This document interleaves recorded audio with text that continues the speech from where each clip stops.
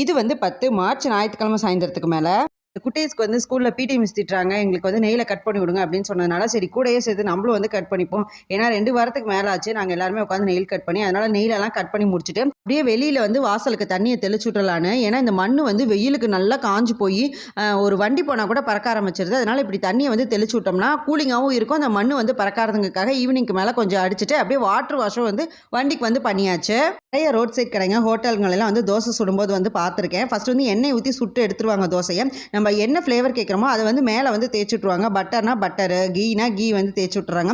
இந்த மாதிரி செய்யும்போது கீ பட்டர்லாம் கொஞ்சம் சேவ் ஆகிற மாதிரி இருக்குது. இந்த டிப்பை வந்து நீங்கள் ட்ரை பண்ணி பாருங்கள், கண்டிப்பாக வாசனையாகவும் இருக்கும்.